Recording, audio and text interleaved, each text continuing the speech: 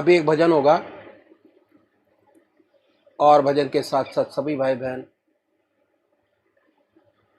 अपने अपने इष्ट का ध्यान करेंगे।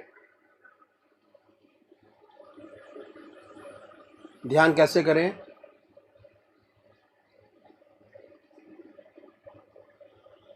अखिल भारतीय संत मत सत्संग की तरीकत मैं आपके सामने रखता हूं।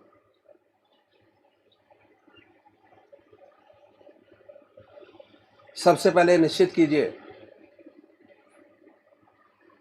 कि परमात्मा की कौन सी मूर्त, कौन सी सूरत, कौन सी शक्ल आपको सबसे ज़्यादा प्यारी लगती है। मूर्ति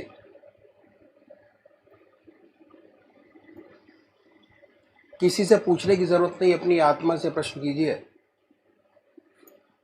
कि भगवान का वो स्वरूप जो आपको सबसे ज़्यादा प्यारा लगता है उसको चुनें।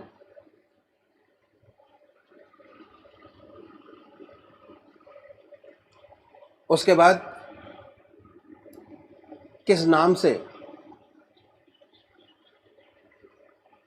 आप उनको याद करेंगे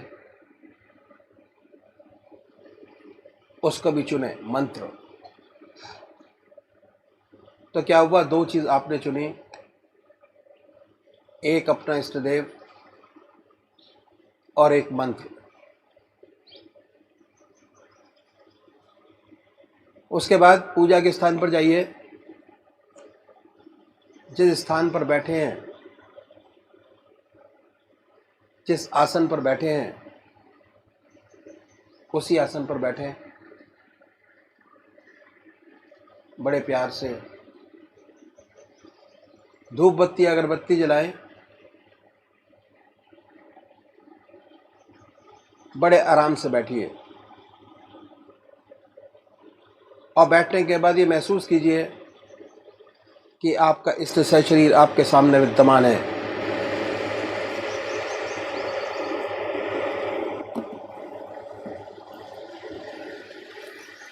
सशरीर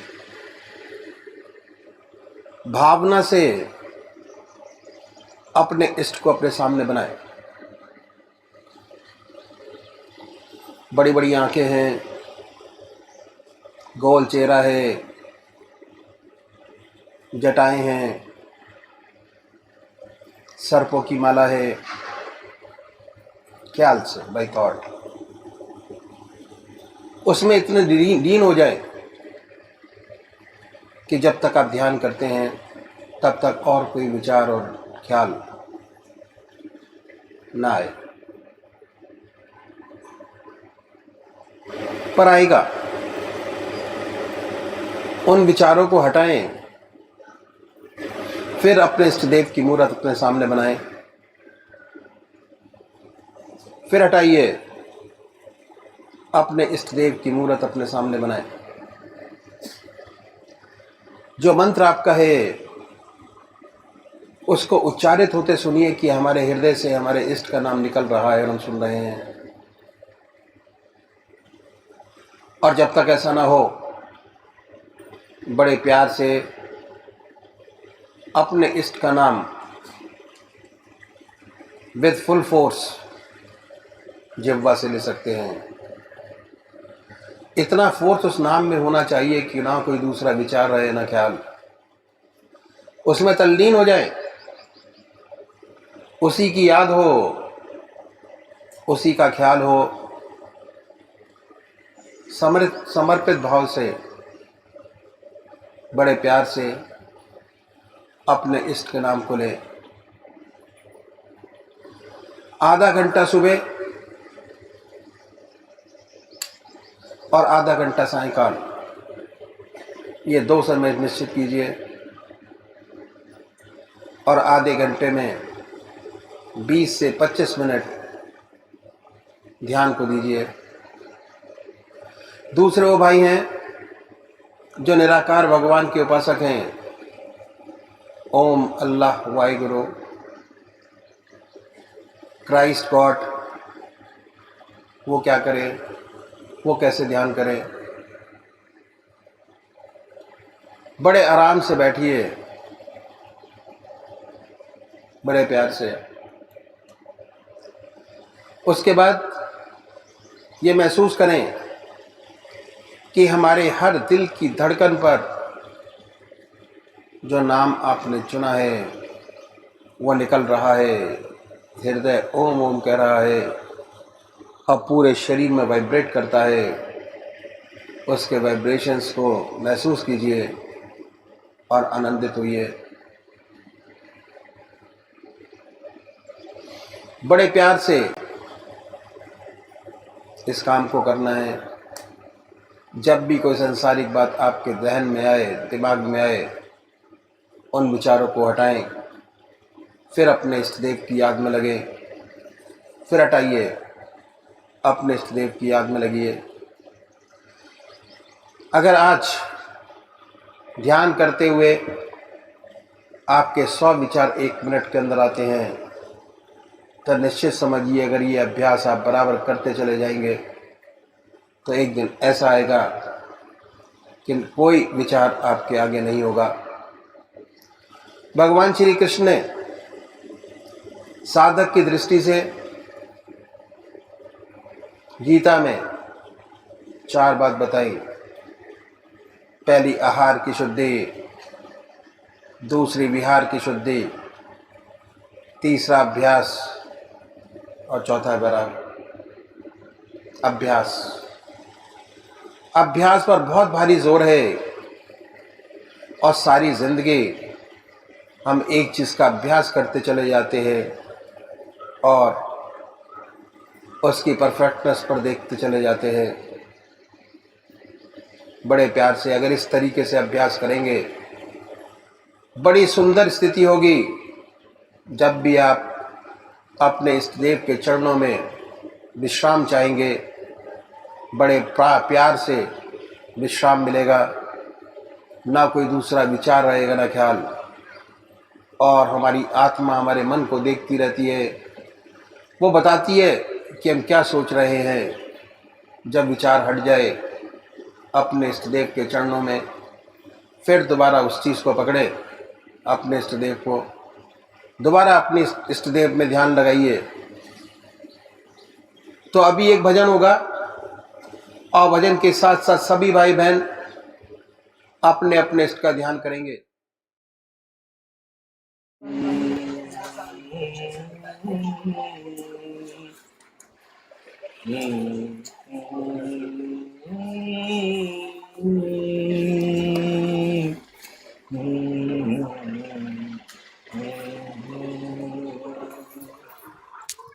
खुदा मुझको वो आईना दे, खुदा मुझको वो आईना दे, सिवा पीर के कुछ दिखाई न दे, खुदा मुझको वो आईना दे, खुदा मुझको वो आईना दे। नबी के सिवा कुछ दिखाई न दे, सिवा पीर के कुछ दिखाई न दे, खुदा मुझको वो आईना दे, खुदा मुझको वो आईना दे।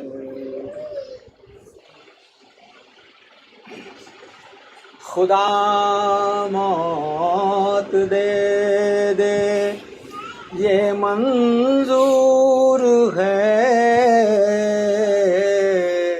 खुदा मौत दे दे ये मंजूर है, ये मंजूर है, खुदा मौत दे दे ये मंजूर है, मंजूर है। मेरे पीर से पर जुदाई न दे, मेरे पीर से पर जुदाई न दे। खुदा मुझको वो आए ना दे, खुदा मुझको वो आए ना दे। सिवा पीर के कुछ दिखाई न दे, नबी के सिवा कुछ दिखाई न दे। खुदा मुझको वो आए ना दे, खुदा मुझको वो आए ना दे। मुझे ऐसी जन्नत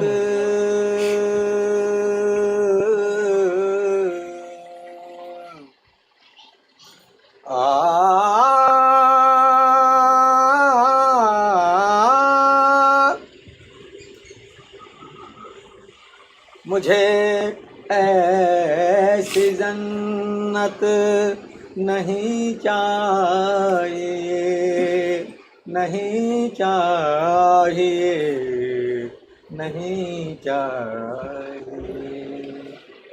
मुझे ऐसी जन्नत नहीं चाहिए जहाँ से दरे पीर, जहाँ से दरे पीर दिखाई न दे। खुदा मुझको वो आए ना दे, खुदा मुझको वो आए ना दे। सिवा पीर के कुछ दिखाई न दे, नबी के सिवा कुछ दिखाई न दे। खुदा मुझको वो आए ना दे, खुदा मुझको वो आए ना दे।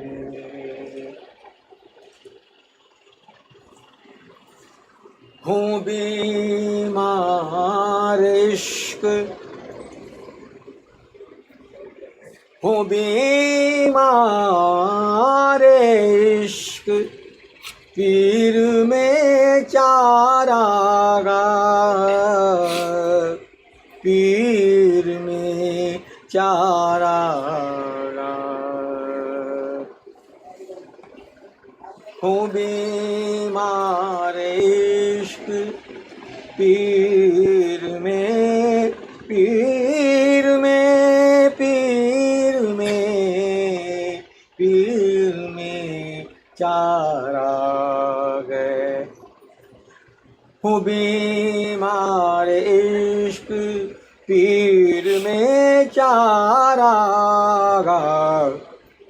सुना इस्म, सुना इसमें रहमत, सुना इसमें रहमत दवाई न दे। खुदा मुझको वो आए ना दे, खुदा मुझको वो आए ना दे। सिवा पीर के कुछ दिखाई न दे, नबी के सिवा कुछ दिखाई न दे। खुदा मुझको वो आईना दे, खुदा मुझको वो आईना दे। दरे पीर खैरात, दरे पीर खैरात, दरे पीर खैरात मिलती रहे, दरे पीर खैरात मिलती रहे, मिलती रहे, मिलती रहे। दरे पीर खैरात मिलती रहे, खुदा दर बदर की गदाई न दे, खुदा दर बदर की गदाई न दे, खुदा मुझको वो आईना दे, खुदा मुझको वो आईना दे। सिवा पीर के कुछ दिखाई न दे, नबी के सिवा कुछ दिखाई न दे, खुदा मुझको वो आईना दे, खुदा मुझको वो आईना दे।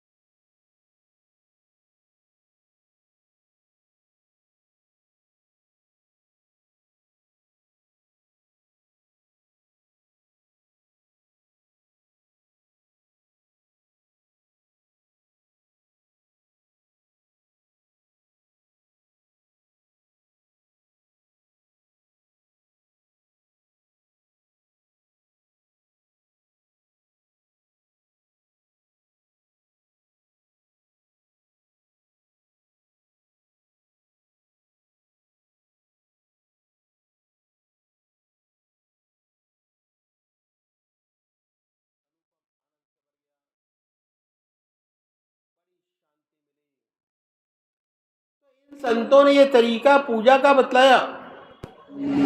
यदि हम ऐसे पूजा करेंगे हमें विशेष लाभ होगा, चित्त की एकाग्रता हमको प्राप्त होगी, धीरे धीरे सुषुप्ति की अवस्था हमको प्राप्त होगी और सुषुप्ति से सहज समाधि में प्रवेश करेंगे। एक दिन हमारी आत्मा परमात्मा का अनुभव होने लगेगा और एक दिन ऐसा आएगा कि हम उससे एकाकार हो जाएंगे, ज्योति से ज्योति मिल जाएगी।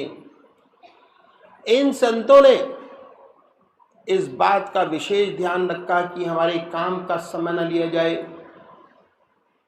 पहली सीढ़ी का दूसरा सब स्टेप, हर मनुष्य भोजन करता है और भोजन करने में आधा घंटा दोपहर को और आधा घंटा रात्रि को लगाता है।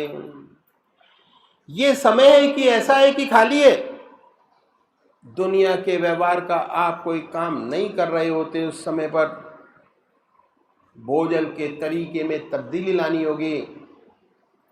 यदि आप वास्तविक आध्यात्मिक जिंदगी चाहते हैं, और वह तरीका क्या है कि जैसे ही भोजन आपके सामने आए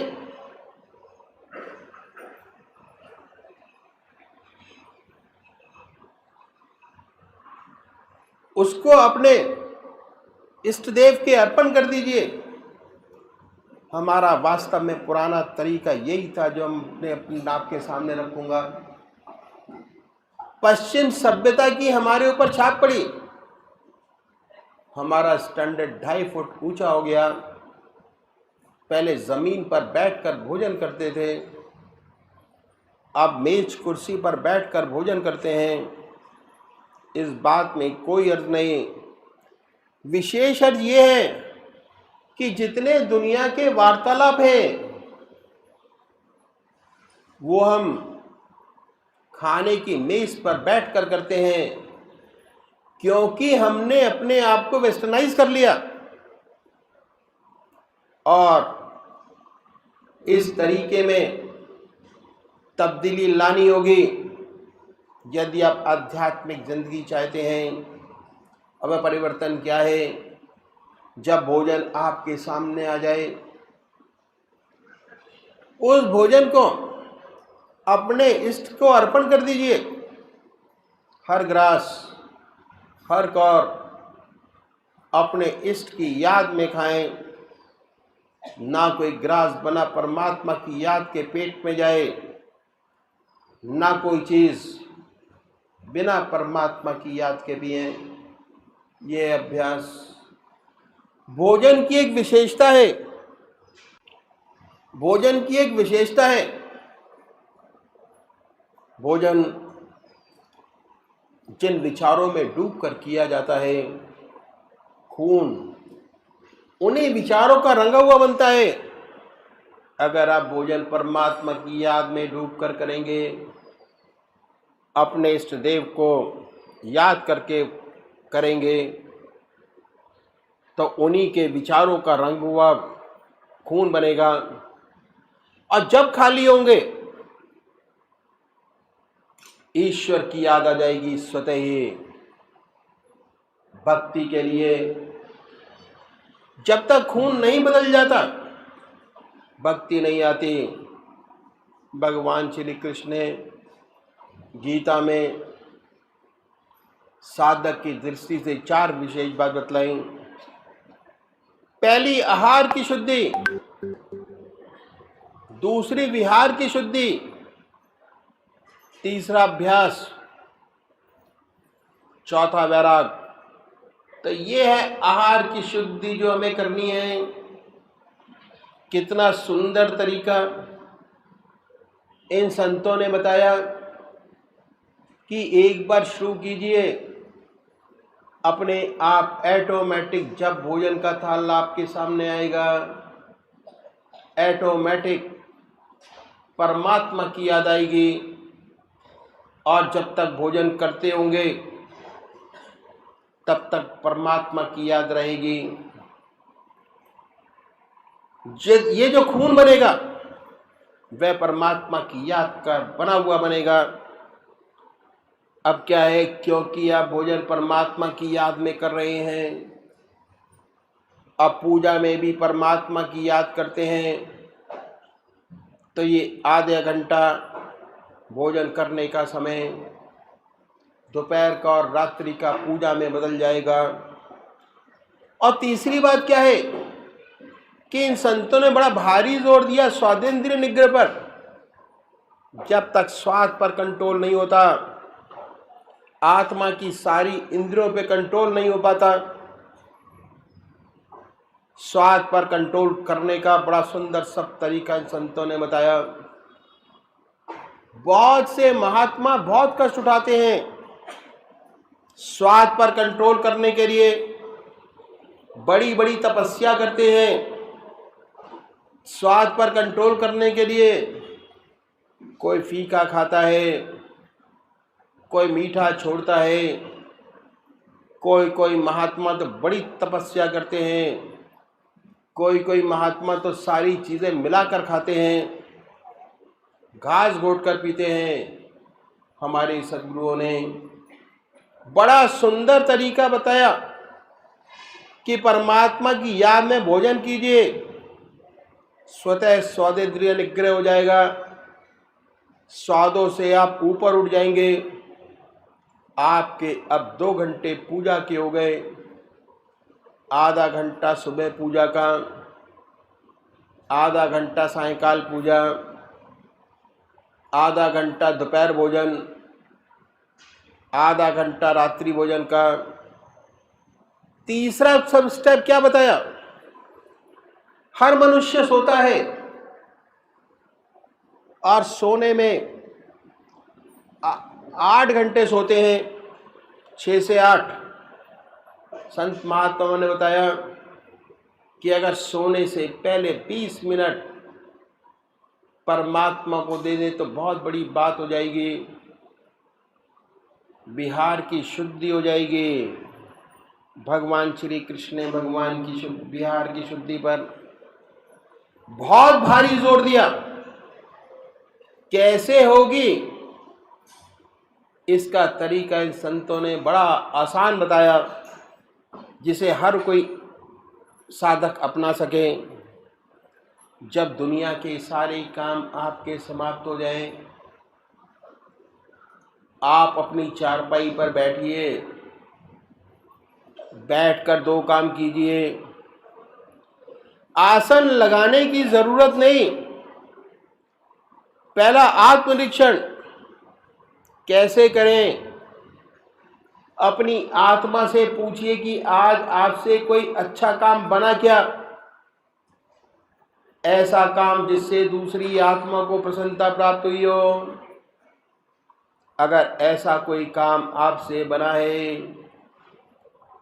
उसे भगवान को अर्पण कर दीजिए कि हे प्रभु, आपकी दया कृपा से बना। इस सेवक में कहाँ शक्ति है, इससे कोई अच्छा काम बन सकता। इस अवसर को परमात्मा की तरफ से अवसर मान के प्रार्थना कीजिए कि आपने प्रदान किया और हो गया। इस अच्छाई को भगवान के अर्पण कर दीजिए, आपकी दया कृपा से हुआ। फिर सोचिए कि आप में कोई कमी तो नहीं है, कोई खराबी तो नहीं है। अपनी आत्मा से पूछिए। इसके लिए किसी गुरु के गाइडेंस की जरूरत नहीं। आपकी आत्मा सबसे बड़ा गाइड है। अगर आत्मा कहती है कि नहीं है तो बड़ी अच्छी बात है। अगर कहती है कि हमारी जिंदगी में झूठ है, कपट है, हमारी जिंदगी में काम है, क्रोध है, लोभ है, मोह है, अहंकार है, अगर कोई ऐसी चीज नजर आती है तो इसके लिए प्रायश्चित करना बड़ा आवश्यक है। और हम भगवान के सामने प्रायश्चित करें। परमात्मा इन कमियों से मुक्ति करे। प्रार्थना में बहुत बड़ा बल है, बहुत बड़ी चीज है।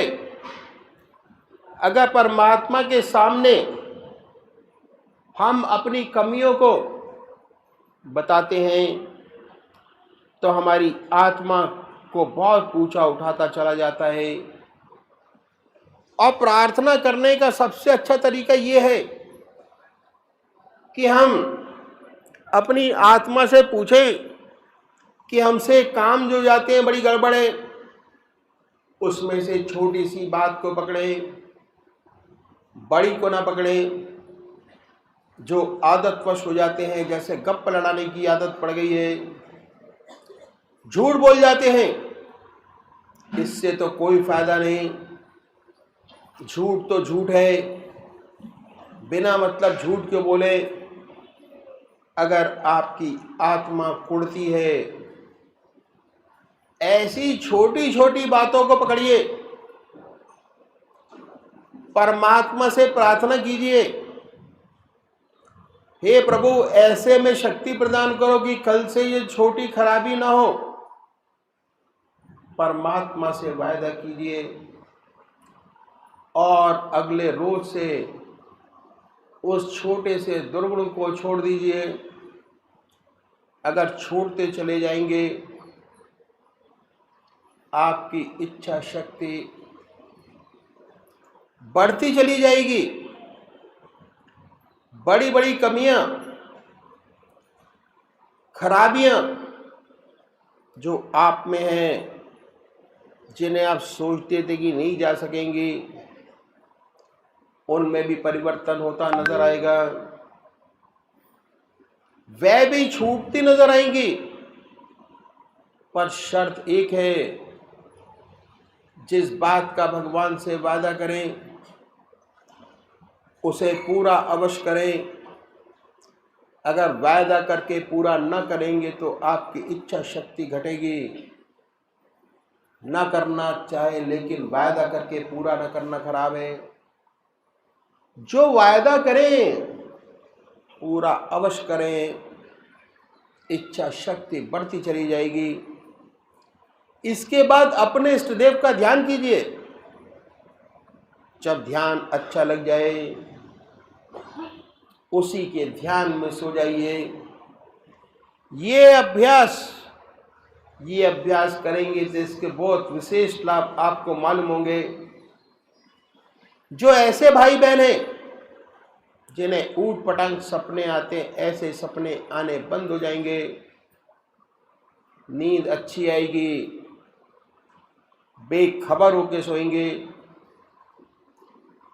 जब और अभ्यास बढ़ेगा, आपके सपने बदल जाएंगे, सुंदर सुंदर सपने आएंगे। देखेंगे कि आप पूजा कर रहे हैं। कभी कभी देखेंगे कि आप अपने इष्ट देव के मंदिर में बैठे हैं, पूजा कर रहे हैं। अपने इष्ट का दर्शन, अपने गुरु का दर्शन। कभी सत्संग में बैठे हैं। फिर साधक जब और तरक्की करता है तो बड़े सुंदर अनुभव खुलते हैं। सोते सोते अनंत सूर्यों का प्रकाश नजर आएगा। सारा शरीर विद्युत से ओतप्रोत महसूस होता है जब ऐसा साधक सोकर उठता है। वास्तव में उसके शरीर में बिजली दौड़ रही होती है। बड़ा अचंभा होता है,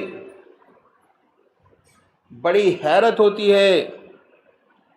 ऐसा साधक जिस ध्यान में सोता है, उठता है, उसी के ध्यान में उठता है, अपने इष्ट का ध्यान बना होता है। उसके मुख से अपने इष्ट का नाम निकलता है। अपने अंदर ध्यान की सुंदर अवस्था पाता है। जिस ध्यान की अवस्था में सोया था, उससे अच्छे ध्यान की अवस्था में उठा। जो अच्छे साधक हैं जिनके आज्ञा चक्र पर स्पंदन होता है। यदि सोते समय आज्ञा चक्र पर स्पंदन था तो जब सो के उठेंगे स्पंदन और तेज होता मिलेगा। आत्मा यही कहती है, मैं जिस ध्यान में सोया था, जिसका ध्यान करके सोया, रात भर उसी का ध्यान बना रहा, तो 6 घंटे जो सोने के वास्तव में पूजा में बदल जाते हैं। बात क्या है कि ये मन का विशेष गुण है, बड़ा प्यारा। मन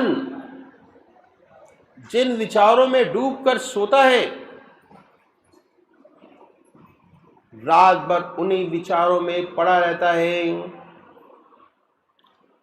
हम लोग गृहस्थी हैं, कभी कोई मुसीबत आ पड़ी तो सोने से पहले उस मुसीबत की चिंता होती है,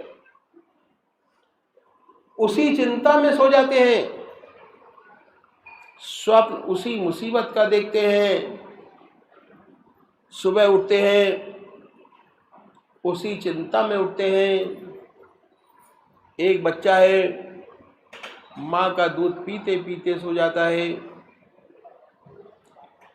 रात भर चप चप चप करता रहता है, मानसिक रूप से दूध पीता होता है। ये मन का विशेष गुण है। मन जिन विचारों में गहरा डूब कर सोता है, उन्हीं विचारों में पड़ा रहता है। अगर आप ईश्वर की याद करके सोएंगे, परमात्मा की प्रार्थना करके सोएंगे, रात भर आपका ध्यान बना रहेगा और 6 घंटे सोने के वास्तव में पूजा में बदल जाएंगे। यही है विहार की शुद्धि, जिस पर भगवान श्री कृष्ण ने बड़ा भारी जोर दिया। विहार शैया योगक्षेम का क्षेत्र है, जहाँ साधक को सच्ची प्रगति मिलती है। ये तरीका इन संतों ने बताया, बड़ा प्रैक्टिकल। कैसे सच्चा विहार हमसे बने? इस तरह आधा घंटा सुबह पूजा, आधा घंटा सायंकाल पूजा, आधा घंटा दोपहर भोजन, आधा घंटा रात्रि भोजन,